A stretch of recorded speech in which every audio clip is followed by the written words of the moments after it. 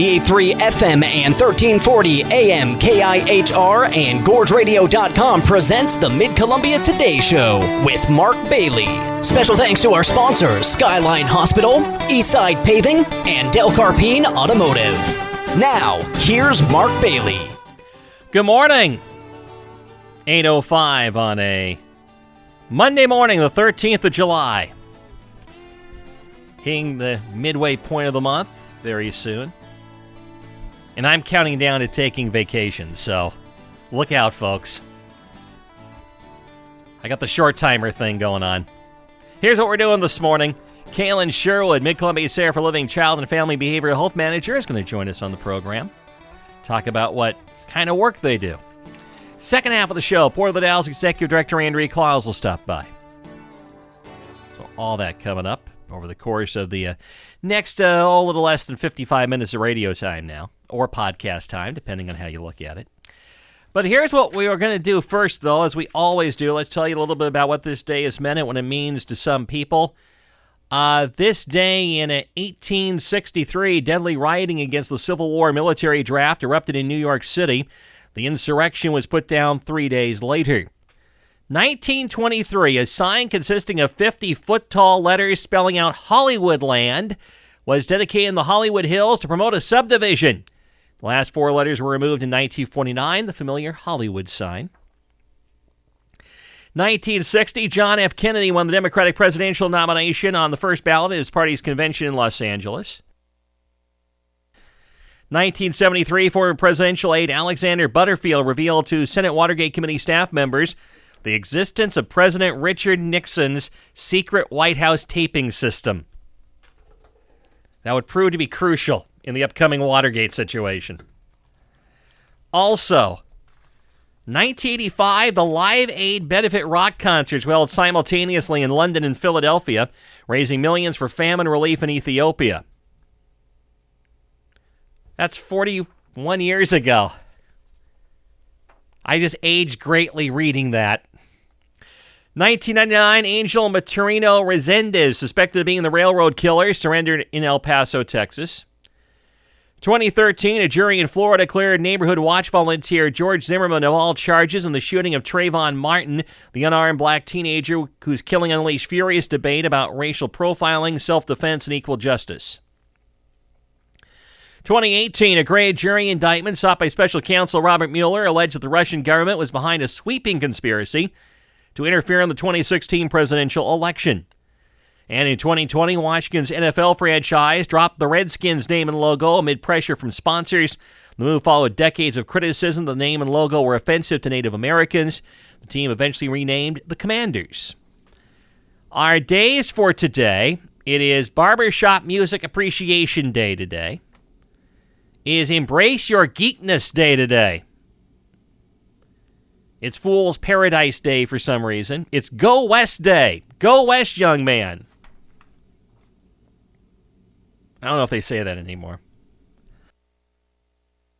It's Gruntled Workers Day. Not Disgruntled Workers Day. It's Gruntled Workers Day. Which apparently is about workers who are happy on their job. And it's International Town Criers Day today. There's not many of those still around, but there's still a few. Especially in Britain, Australia. They're mainly ceremonial positions. They bring them out for special occasions. Of course, that's what remember that guy a couple weeks ago we mentioned in Australia who set the loudest yell record? He was a town crier. Our foodstuffs today, it is National Beef Tallow Day today. It's also Beans and Franks Day today. Franks and beans, beans and Franks, whichever order you want to go. And it's National French Fry Day today.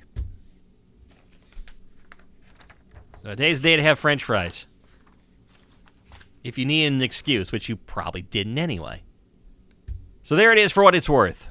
May not be a whole lot. 8:09 in the morning, we'll come back to Kalyn Sherwood, Mid-Columbia Center for Living, right after this. Hi, this is Nicole with McCoy Holliston Insurance, powered by Your Policy. We're honored to be recognized the best insurance agency in the Gorge 5 years running. This reflects the trust, loyalty, and long-term relationships we've built with our clients for nearly 80 years. At McCoy Holliston, we take pride in offering dependable guidance and personal service. Whether you need protection for your home, car, business, farm, or life, your trust means everything to us. Call us at McCoy Holliston Insurance, where relationships and service still come first. Mid-Columbia Today is a public affairs program of Bicoastal Media Columbia River, 98.3 FM and 1340 AM KIHR and GorgeRadio.com. Now, back to Mark Bailey. And it is now 8:11 in the morning on Mid-Columbia Today. We're just getting our guest hooked up here. So, my apologies. It just took a couple minutes there. Cameron just sliding around doing his usual hurry to work in the commercial breaks. Are we ready now? Okay, cool. Kalyn Sherwood, Mid-Columbia Center for Living, Child and Family Behavioral Health Manager, joins us on the phone. Good morning, Kalyn. Good morning, Mark. Well, good to have you with us on the show. Let's start out with this. Child and Family Behavioral Health, the program at Mid-Columbia Center for Living. I guess we'll just start with just a quick overview of what that actually is. Yeah, actually, it is several programs. We have about 7 different programs that we run. We have our regular outpatient that, looks like therapy, like you see on TV that you think of, the hour-long session. We also have PCAT, which you interviewed Courtney Reyes about a month ago, and she talked more about that. That's really our therapy for kids that are under 8. And then we offer parenting classes. We have intensive services that are really out in the community and helping some of our most intensive kiddos. We have a wraparound program, and then we have SUD, so substance use disorder programs, and we have a drop-in center. Okay, so let me just start with maybe the outpatient first, because that would seem to be the kind of the base, if you will, of all this. Right. First of all, who tends to be referred to this sort of program? Well, we are serving anyone in the county, in the Hood River County, Wasco County, or out in Sherman County. We cover all 3 counties, all the way out to Cascade Locks and all the way out to Sherman County. And we will serve kids that really, a lot of our programs actually go up to 21. Like we said, with the PCIT, that is where we can really help kids that go down to about 2. And then we certainly have parenting classes and supports for kids even younger than that. So really our littles all the way up to our adolescents. Okay. Is there a common thread as far as when people seek services like this of the issues that they're dealing with? We can have a pretty good variety of things. There's certainly some common themes that come from, this modern day and age and kids having social media. There's definitely an increase in anxiety and depression. But we can also work with kids who are just identifying their ADHD and how to manage that, all the way up to kids who have had pretty significant trauma. We work with ODHS and support kids who are in the foster care system. So really it's kind of a wide variety of things that kids can be experiencing. And we have a lot of staff that have a lot of different skills to really match those kids' needs. You mentioned social media. How has that changed some of this with helping kids and the behavioral health that they're trying to deal with, given that they really excuse me, that the social media has become so pervasive in their lives. Absolutely. Yeah, I know that there are just a ton of studies that are really starting to come out the longer that we've had kids. It's become more common for kids to have their own cell phones and really access to it. And Most notably for us, we're just seeing a really high increase of depression and anxiety. Certainly pushing on kids having body image issues, but it's impacting their kids' ability to have a lot of the social skills that they would typically have when they were spending their time, learning to play with another kid at the park, learning to hang out with their friends. So it's changing things. I think that it's always hard to pin down exactly what is happening, but we know for sure, and there's more and more research that's coming out, but we know for sure that it's really increasing depression and anxiety for our kids, that as much as it is built to help them feel more connected, they tend to feel more isolated. You mean say depression and anxiety? How does that manifest themselves in these young people? How do and also, how can you kind of tell from the average teenage situations that parents themselves went through as kids to something that maybe is a little more serious? Yeah, definitely. We certainly have kids that become more and more hesitant to really leave the house, to go try new things. A lot more kids that are struggling to even attend school regularly. And I think that one of the things that's good to know for parents as they're thinking about what depression looks like, especially for adolescents, is to know that it doesn't always just look like, being really sad and crying a lot or just unmotivated to get out of bed. It actually can be having kids be more agitated, which is hard to tell with teenagers because, they can be grumpy on the regular. But it really can be kids that are having a hard time regulating their emotions. And some of that can be demonstrated through just agitation. But certainly kids who are avoidant of unknown things, things that they don't know that they're going to be able to do successfully, so they don't want to look stupid, so they just won't try new things at all the way to a lot of kids that are struggling even with panic, having just a panicky moment where they can't calm themselves down. So a lot of emotional dysregulation and just struggling to have the skills to calm themselves. You mentioned part of the program, though, also is parenting classes themselves. I know there are organizations, obviously, that do that. Where does Mid-Columbia Center for Living come into the parenting class part of this? Yeah, we're really lucky to actually partner with Four Rivers Early Learning Center, and they've been a big proponent of getting a lot of parenting classes out. But they've partnered with us so that we can offer more classes in more places, and we have a lot of bilingual staff that we have. So we're really trying to make sure that we have access to our whole community, getting those classes. We've also been lucky enough to have a staff who really she's worked to become certified in TBRI, so trust-based interactive therapy, and this is really for kids who have had an attachment disruption. She's had parents that are foster parents or they're the bio parents. A lot of times she's working with grandparents who are raising their grandkids, but helping these parents rebuild some of the attachments that maybe were damaged with just disruptions that happen for these kids at a young life. And just to have had a lot of success and parents just saying, I wish I knew this sooner. And it is been really powerful to have those parents come in and feel like they can understand more of what the kids are struggling with and less distracted by just behaviors. As you mentioned earlier, with kids, sometimes feeling a little more isolated. At least I knew when I was growing up, if I had problems, I knew my parents were there. That's really not the case for all kids, is it? Mm-hmm. No, certainly not.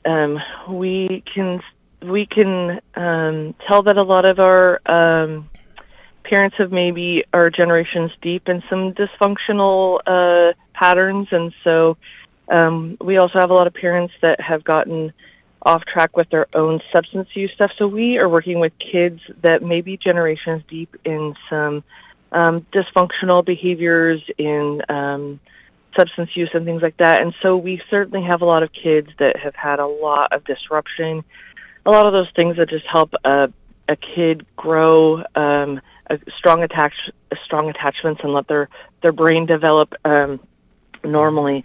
And so we have some pretty impressive kids that we work with that have a lot of challenges and have had a lot of people kind of come and go and not had that consistent basis that some of the rest of us really benefited from.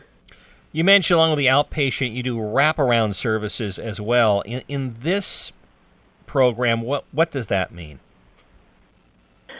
The wraparound service is fantastic. It's really, not that I have favorites, but it might be one of my favorite programs. And we just apparently the phone just dropped out on us. That's not good. So I will say something here while Cameron tries to get Kalyn back on the phone here, because obviously we've just been disrupted here for a moment. Not sure which end that happened at, but it happened. The gremlins are out. It must be a Monday. If you're wondering about Medicare, you can head over to the Dalles Wasco County Library this evening, 5 o'clock. There's a 1-hour Medicare 101 seminar going on designed to answer questions regarding Medicare. So that's another important topic here to take a look at. Also, Mount Hood Town Hall presents Music on the Lawn with Jess Clemens. That's going to be from 6 to 8 in the evening on Wednesday at 6575 Highway 35 in Mount Hood. All the information is at mounthoodtownhall.org. Looking here at some other things that are going on as we try to get Kalyn hooked back up here. Takohachi Duo. This brings the ancient art of kamishibai to life. I have no idea if I've pronounced any of this correctly, by the way. It's Japanese street theater tradition. It weaves folk tales into a dynamic, interactive experience for all ages. Stevenson Community Library, 2 o'clock Thursday afternoon is when this will be taking place. Also, History Museum Hood River County Birdwalk is coming up Friday from 9 in the morning to 10 in the morning. You can walk along the Hood River to view local birds. Cost is just $10. Includes museum admission. Go to hoodriverhistorymuseum.org to get yourself signed up for that. But anyway, our apologies. We were talking to Kalyn Sherwood there from Mid-Columbia Center for Living. It just suddenly it went away with the telltale beeps that occurred. So somewhere a phone connection went dead. Our phones still seem to be alive here, so I don't think it was at our end.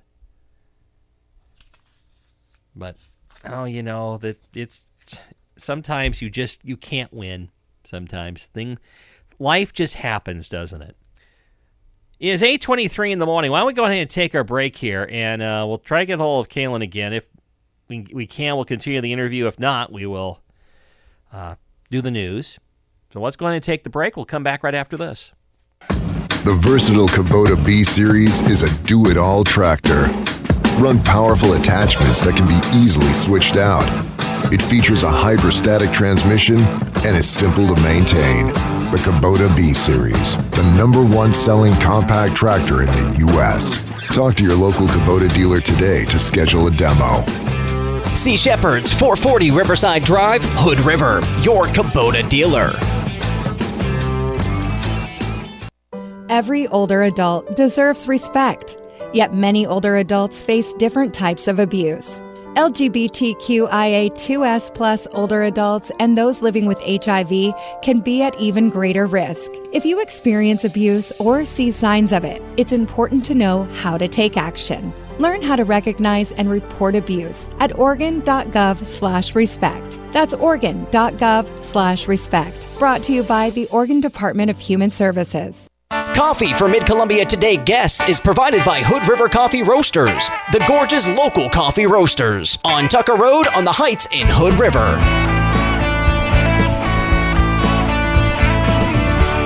8:26 in the morning. Our apologies. We have been trying to get a hold of Kalyn Sherwood. Maybe something happened at their end with their phones, but we have not been able to restore the connection, so we are going to move on here. We'll try to have her back on, by the way. We're in the middle of an interview, and as you heard, something got pulled somewhere, and all of a sudden the phone connection was gone. And we are a lot of things on this show. We're not necessarily telephone engineers, especially trying to trace problems within seconds. But anyway, let's do the news here real quick.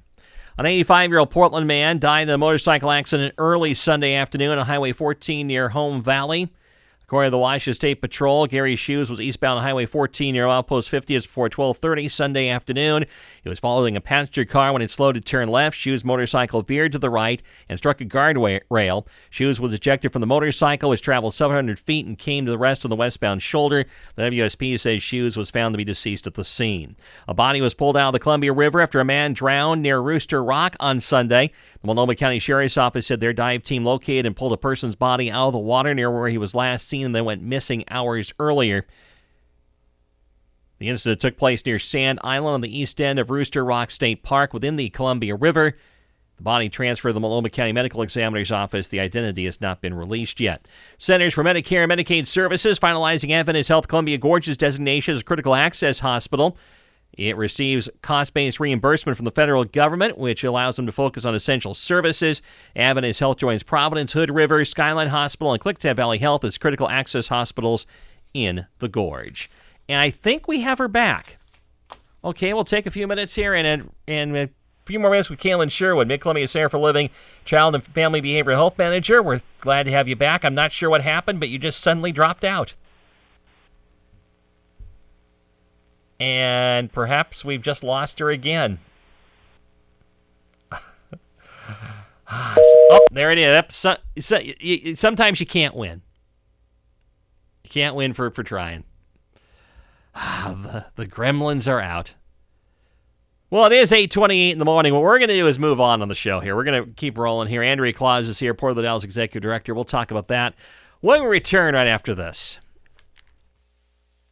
All of us at CCCU love how game days in the Gorge bring everyone together. Students, parents, alumni, and fans all cheering as one. Consolidated Community Credit Union is honored to support the local broadcast of high school sports and the traditions that make them memorable. Proudly serving our Oregon and Washington neighbors with modern banking, personalized service, and a commitment to our members and community. From customer to customized, bank locally, live simply with CCCU Cascade. Federally insured by NCUA.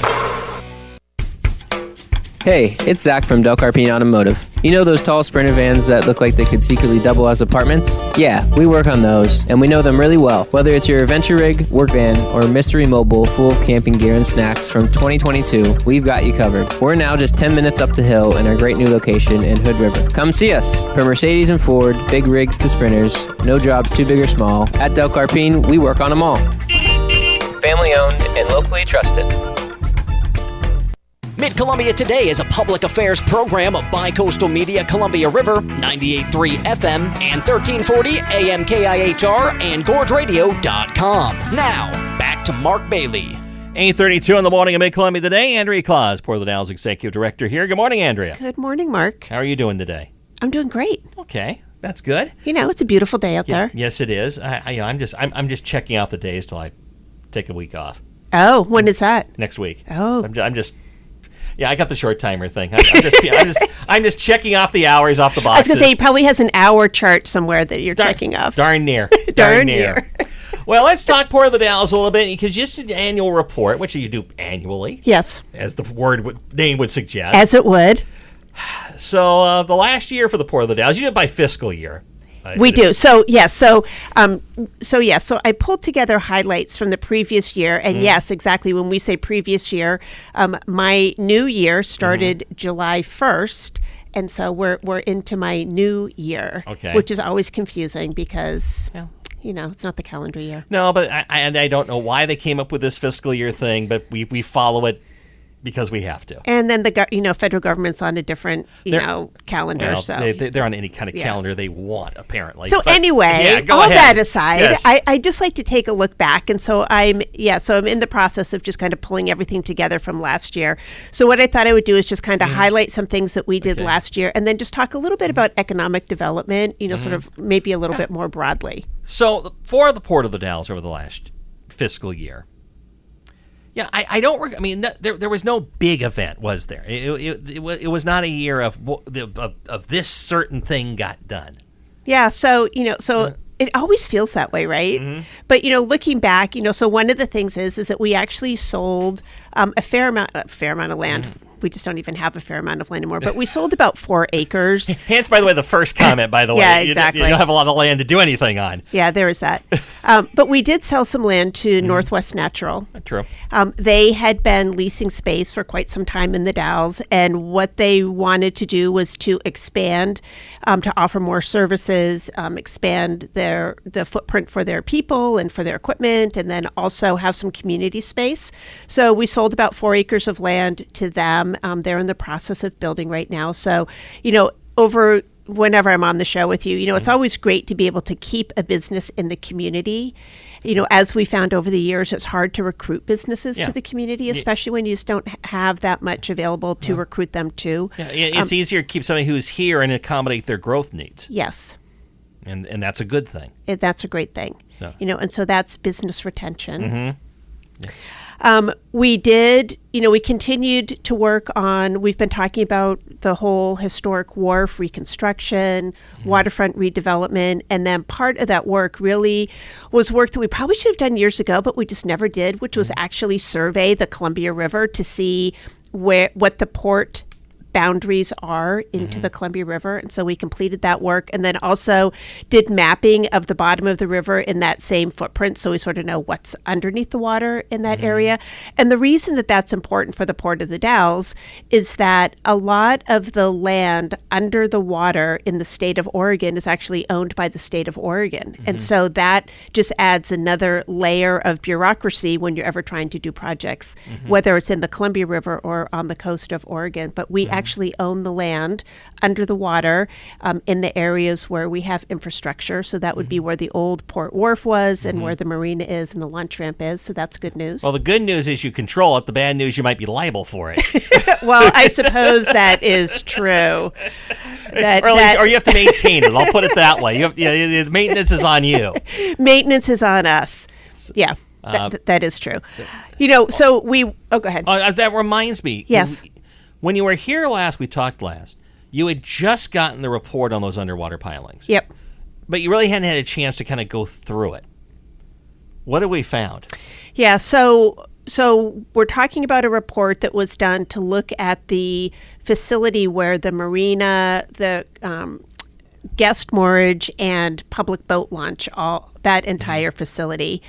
And we had some comments. We still have some questions. So I will say that it's in a rewrite. So I don't have the final document at the moment. But what we found generally is that there are some unusual conditions below the water that the engineering company did not expect to find, which is that our newest pilings that we had installed are actually corroding down at the sediment level. We don't know why that is. But I will say that probably most of what came out of that report, which I think I probably shared with you the last time, is that, the facility is old. It was put in the 80s, so it's had a long life. It still has a little more life, but we probably need to start planning now for replacement. How difficult is that going to be? That would seem to me to be a fairly pricey. Nothing that involves water work ever is easy. Yeah, so it's sort of like two different questions, or maybe there's 3 different questions. Okay. So yes, money certainly is, one. We need to start figuring out how we're going to fund it today, because it's going to take a while to come up with that answer. And it's a little bit confusing or a little bit complicated because not the entire facility is not publicly accessible. And so that limits where we can tap into grant dollars to help with that project. So that's certainly one side. The next question is the current configuration the configuration that makes the most sense? But we just need to really replace the floating structure. So we just need to replace the long walkway and then the fingers that come off of it. If that is the answer, then the construction is relatively straightforward because we don't really need to do any true in-water work. We're just doing on top of water work, and there is a difference there. Yeah. We're not setting pilings down into the riverbed. True. Yeah. If it turns out that we actually need to do it, we're going to do a complete reconfiguration, which would mean pulling out the existing pilings and then resetting new pilings. Yes, that will be, again, sort of like a whole other level of complication because we'd need to have an in-water work window and just do a lot of other studies. Are there sources where you can get funding help on this, grants, et cetera? I assume there are. So for the portion that is publicly accessible, so that would be the guest moorage and then the public boat launch area, the answer is yes, because those are public facilities. Again, the way the Port of the Dalles Marina is configured, and the Port of Hood River Marina is similar, is that there is the publicly accessible area and then there's the privately. So there are people who have moorage behind locked gates, and because that's not a true publicly accessible facility, it does need to be financed differently. Of course, in that case, I would know exactly who I'd point to seek some of the revenue, and that was the people behind those gates. Yes. Because they use it. Yes. that part, that's easy. And it's not quite as easy on this one, from what I can tell. Yeah. And like I said, it's sort of a mixed bag because we have both that kind of come off of one dock. And again, we have that transient guest moorage area. And does this involve the commercial dock, by the way? Just so I have a good picture of this. I'm sorry, ask me again, please. Does this involve the commercial dock? So it does not. Okay. So the commercial dock is located at the bottom of Union Street. Right. And the bottom of Union Street, where the new commercial dock is, where the stern wheelers are tying up, the cruise ships are tying up, that is part of the footprint of the old port wharf. Okay. So way back in 1930s, that is part of that footprint. But that is not any of this area that we're talking about with this report. Yeah. So this is pretty much the recreational business. Exactly. Which is what also makes it a little tougher to fund, I would assume. Except for if it's public, you do have some sources, but it's not like you can start charging surcharges for this to an extent with a certain clientele. Yeah, what's funny, Mark, is I found, as in many offices, you sort of start rummaging through, and I found an old report, construction document about replacing docks, and it was a couple, literally, $2.5 million back in 19, pick a year, 19 whatever. And it's like, wow, it's like we just got a bid to replace one small portion of the marina, and it was about, $750,000. So things, as you can imagine, prices just continue to go up. One other, maybe while we're still talking about this, one other interesting thing is that the Columbia River is considered a marine highway. You and I have talked about this in the past. And it's really, I feel like it's an untapped resource for this area, for the Dalles in particular. We do have a commercial boat dock. Part of our thinking right now is that if we can tap into some federal marine highway funding to help with some of it would be the boat launch, and then we do have a larger dock at the end of that might be another avenue to go to. You mean a marine highway? Yep. What it basically means it can handle river traffic. It does, but it's actually designated. It has a federal designation. It's called M84. Okay. So we have I-84. All right. I did not know there was an actual designation for this. So I know the Coast Guard, the Coast Guard has jurisdiction. Yep. And, that's why the bridge has to go up in Hood River from time to time. Would it be easier to take advantage of this designation when a new bridge is in that does not require a drawbridge type of situation? Oh, maybe. I'm just spitballing here now. Yeah. So like I said, I feel like this is an untapped resource. We go back to Washington D.C. The port goes back as part of the community outreach team, and this last trip, which would have been in March, when we went back, we went and we met with the Maritime Administration that has they are the funding source for the marine highways. This was the first time we met with them. Yeah. So we've just started that conversation. And then just to sort of give you one other data point, so there's also Marine 5, which comes up the coast of Oregon. Okay. Which is also a designated marine highway. I did not know that. I didn't know those existed. Yep. I figured if a body of water can handle shipping, it handles shipping. Yep. And I didn't know there was an actual designation for it. Yep. So, anyway, we kind of veered off here from what we were doing originally because you got into the marina dock thing. But we were talking about kind of what the fiscal year, this past fiscal year for the Port of the Dalles, and what has happened. Yep. So, again, I mentioned, we had a land sale. We continue to do land leases for different projects in the area. So a lot of times when there's a general contractor, they'll need a place to set up their temporary offices. So we continue to do that. We did work with the city of Dufur. We try to help them wherever we can. This past year, we helped them with purchasing an ambulance. And the last one that I was just going to make a note of is that the Riverfront Trail is this amazing public access way that starts really at the Discovery Center Museum and wanders all the way into town to the marina, actually down to Riverfront Park. And we did work with the Riverfront Trail Committee to help fund some maintenance on that trail. Okay. The trail, the trail started in 2019, so it's been around for quite some time, so it's been put in piece by piece. So, there was definitely some activity. A lot of it was, I will say, that was around studying and kind of getting some baseline information. And so then as I was kind of putting together my notes for the show, it just sort of made me sort of think about just talking about economic development in general, and really in the Dalles and Wasco County. And, we were a timber agricultural community forever. Those were the two legs of the stool. There were two legs of the stool. 1957, Harvey Aluminum started. And it was a really good employer and provided a lot of wealth, generational wealth, actually, through its lifetime. And then in the 2000s, the aluminum plant closed. And when it closed, it really put it really put a big economic dampener on the community. But in 1984, so before it had closed permanently, the community came together and issued a bond for the Port of the Dalles. We went out for a general obligation bond. It's probably one of the only general obligation bonds we've ever gone out for. It was about $4.5 million. And it was really to help the port start to develop the industrial land down in the port area with a look to diversifying the economy. Because the community realized we can't just have three industries in our community. And so over that time, we now have about 75 different businesses. They employ about 2,500 people.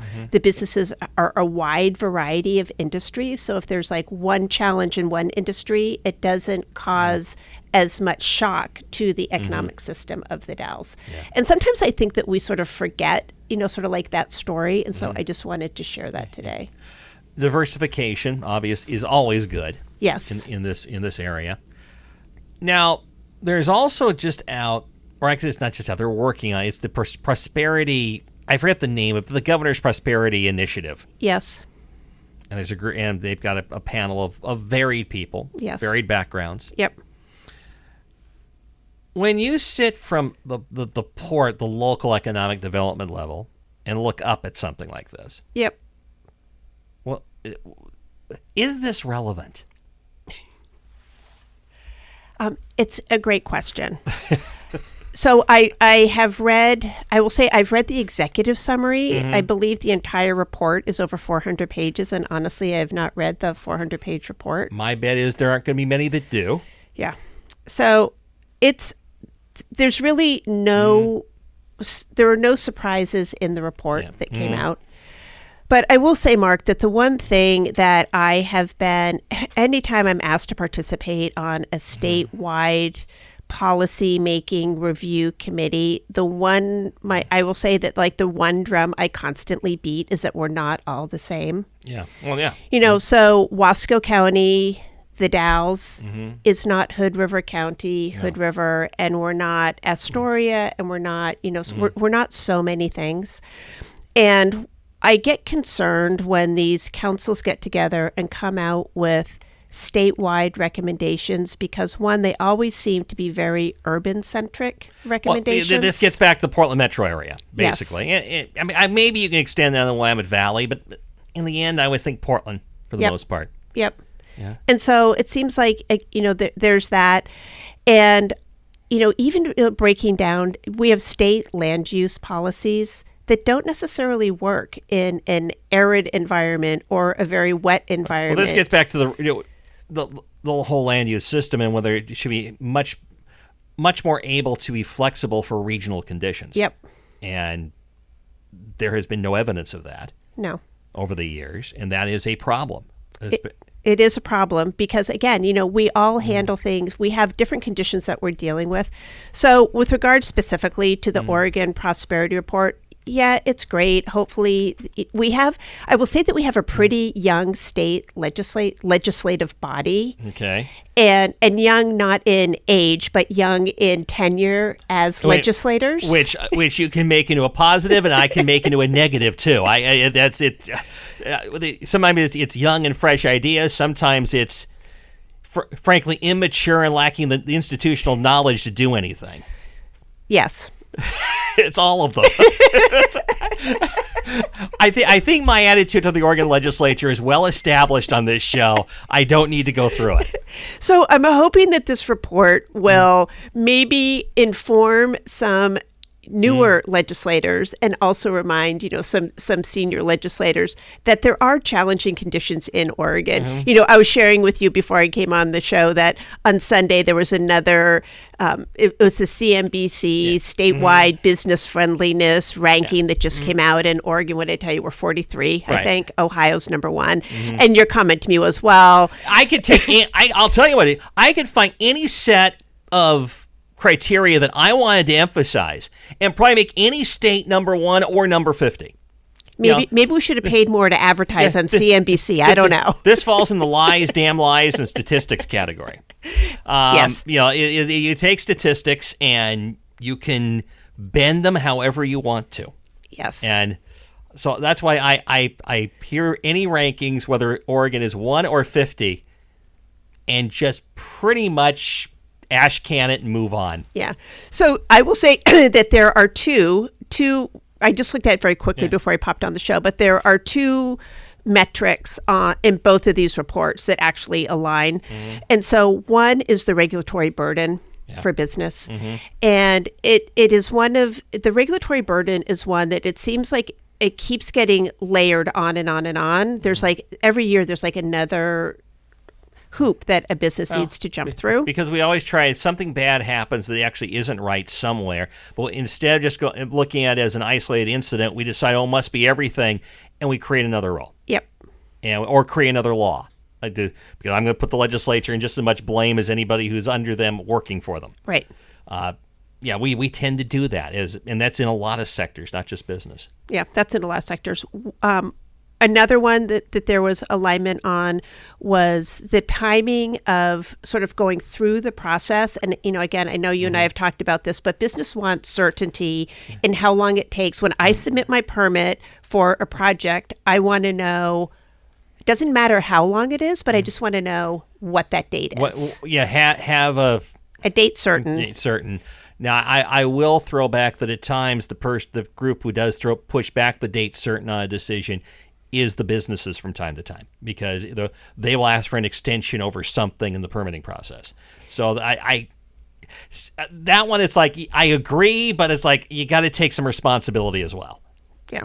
That's where I kind of get back to in the end is, to me, it's like there isn't one reason why an economy struggles. There never is just one. If it was just one reason, you fix it and you move on. Yes. And you don't have that here. Personally, for me, I've always thought one of the bigger issues that we do have right now in this country as a whole is we have put states into competition with each other to an extent of there are just some states that are willing to do whatever, will just write off anything. And in some sectors, Oregon has done that, data centers in particular, where, just to get these things, almost let you do anything. I don't think Oregon's done that much, but there are some states that have. And I think we've got to stop that. Otherwise, we're just going to cannibalize ourselves. Yeah. It's interesting. I've been to economic development conferences all over the country and talking with my peers. And states that have sales tax have a large coffer of money to recruit businesses to those states. Because we are a property tax state, we do not have that same ability. You talk about an uncomfortable truth for this state. I didn't think about it as much at that end. I've always thought about it more, we try to make tourism into this big part of our economy, and then we let all this money go by because, frankly, we don't have a sales tax. But I didn't think about it from that point of view. And that is, there is a... Yeah, I mean, this state probably is going to have a reckoning over its phobia over sales tax at some point. I'm not saying that you don't have to do some other adjustments to reduce some other things, but at some point, there's only a couple states that don't have a sales tax, as I think about it. I think. New Hampshire's one, we're one, and I'm not sure if there's a third. I thought New Jersey didn't. And of course, where you apply a sales tax, we actually have sales taxes in the state. It's just not general. Right. At some point, this state may have to have a reckoning on that, and actually have an actual mature conversation about the pros and cons of a sales tax, rather than the let's bury our heads in the sand, go no, no, no, no, no, and just because we never have had one. Because I'm not popular right now with some people, but I'm also old enough that I don't care. So there you go. Because that is But having said that, we do plow money into economic development. We do. Whether we spend it effectively is another question. Well, we do, Mark. But again, and I don't know what the numbers are, but I will tell you that if you look at the amount of money that other states, competitive states that are competing with us, spend on economic development, it's not much. We are at the bottom. We are at the bottom of the list. So we're at the bottom of a lot of lists on spending, and those are based on actual statistics, not taking different categories.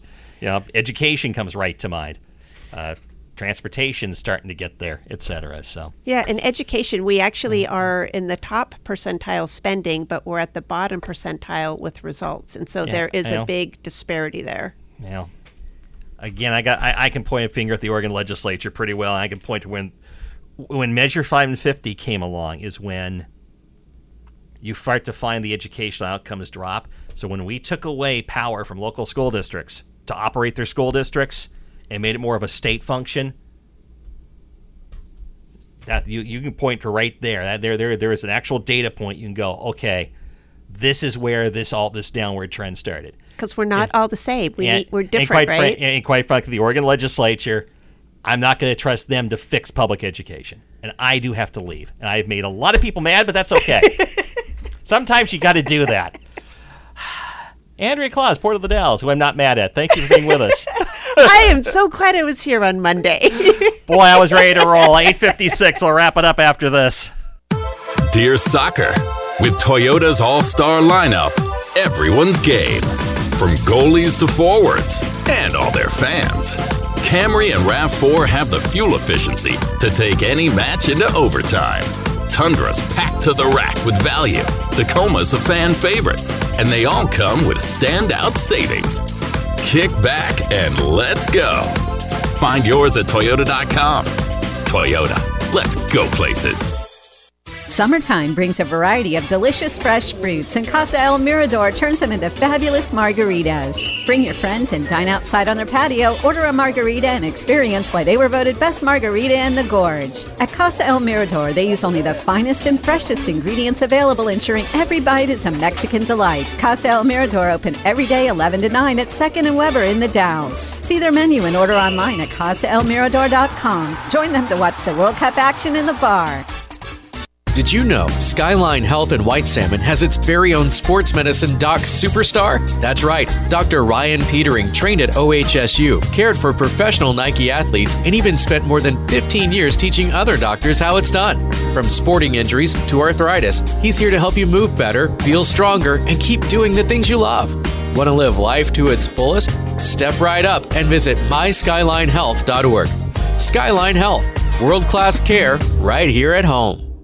Tune in weekday mornings at 8:05 and keep up with community events and issues with the Mid-Columbia Today Show on Mid-Columbia's news leaders, 98.3 FM and 1340 AM KIHR. Special thanks to our sponsors, Skyline Hospital, Eastside Paving, and Del Carpine Automotive. And I know I ran my mouth way too long, so we got to get out of here. We will be back tomorrow on this show. For Cameron Eisenberg, who tried to keep order, I'm Mark Bailey. Talk to you again on Tuesday.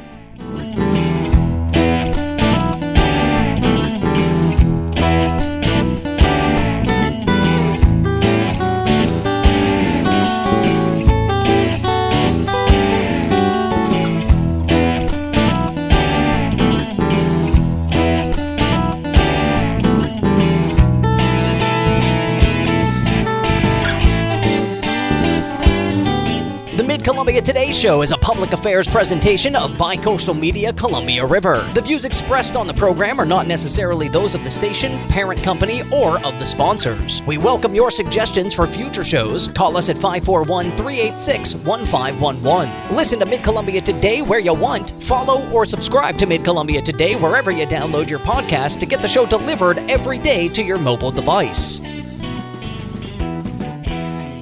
Today's Country.